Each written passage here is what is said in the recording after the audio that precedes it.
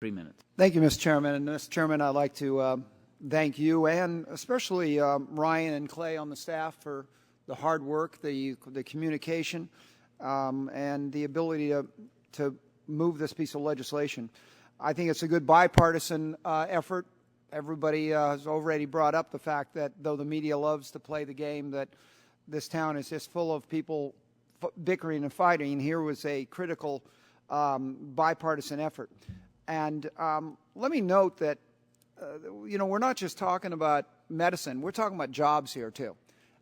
This is and if you really got to look at those of us in that small little state called California and see what the biosciences mean in California, just to give you some idea that according to the California Healthcare Institute, we've got 2,323 and counting companies in California.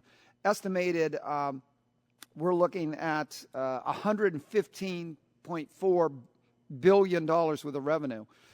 These companies right now employ 267,000 employees in California with its critical unemployment.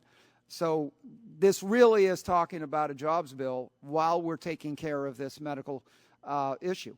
And let me remind you that these biosciences are California and U.S. jobs that could be lost not in decades like heavy industry, but could be lost in weeks if we don't continue to have the kind of reforms that we're talking about here. And so I'm very excited to work with my colleagues on this, because this is not just a program, a legislation that supports jobs, but it's legislation that will save lives. And how often do we get to do a bipartisan bill that saves the jobs, saves lives, and able to really get the job done in an environment where we're cooperative? Speaking of cooperation, I want to thank my dear friends, Mrs. Capps and DeGette, working with my office at getting the amendments in that was included on this aspect. And let me just say that I hope that this bill is a harbinger of future cooperations on doing things with the FDA, doing things with medical breakthrough and research.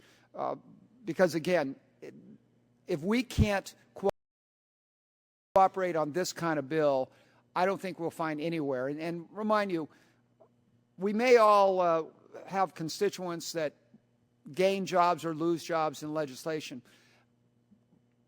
But, Mr. Chairman, when it comes down to life-saving treatments, every one of us knows that we don't know when, but we know sometime our family and our loved ones are going to need the medical breakthroughs that we're helping to perpetuate with this bill. And I want to thank everybody for making sure that future is available. And thank you for the cooperation. Gentleman's time is